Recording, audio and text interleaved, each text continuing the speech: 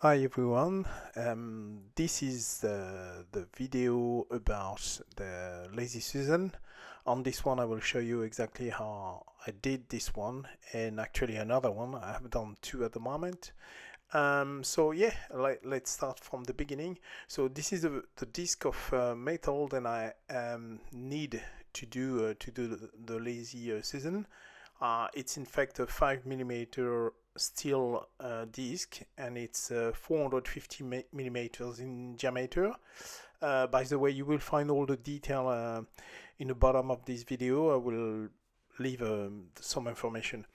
So what you need to do, you need to get this sort of piece of metal. This has been the more difficult part for me because I'm not in the industry, don't know much people in this field here in Victoria.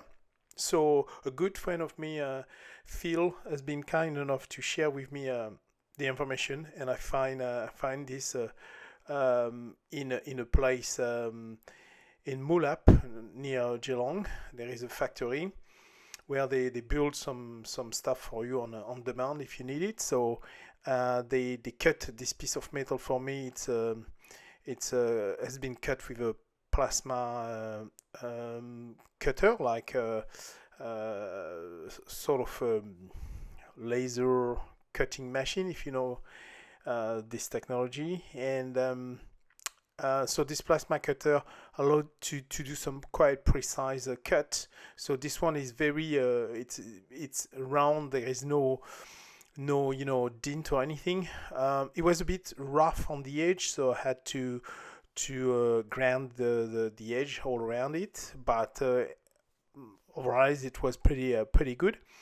5 millimeters make it a little heavy, but not super heavy. It's maybe, I don't know, 6 kilos or something like that, 5-6 kilos. So it's no drama. What you need is this piece, and obviously the lazy Susan bearing system, the one you could see actually now. Hopefully you could see now. Let's see. Yeah, we'll put it somewhere here. And yeah, you need this piece before anything else. You need this. You need the disc of steel, and you need 4 screws M6. I think the 10 millimeters do the job. I did one of these with a cover of rubber on the top of it, but it's not. It's just optional. You don't have to do it this way. I will talk about this a little later, but I think you've got pretty much that's all you need to do that.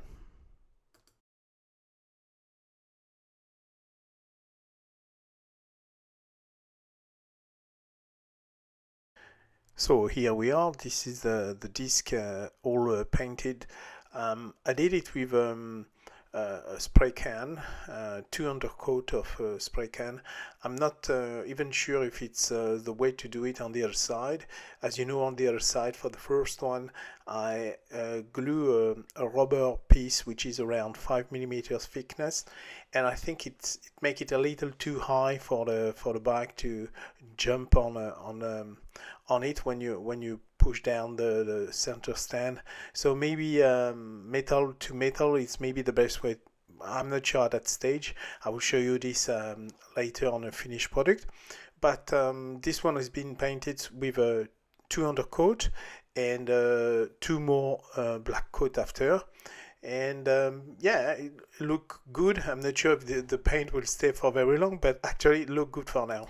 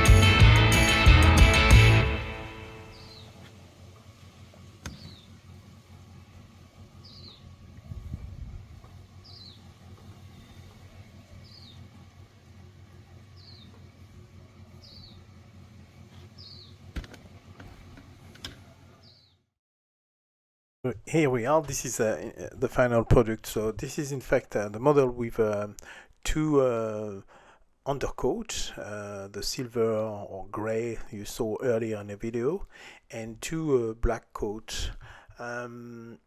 This, as it is, without the thick rubber that I glue on the top, this seems to be the way to do it. The first video you saw about the Lazy Susan was done with the rubber on the top of the metal disc, which, as I said, make it a little harder to fit the bike on it.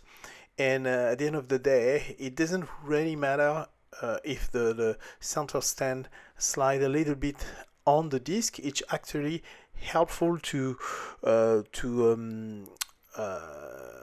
put the bike on the stand if there is no resistance of the center stand on the rubber.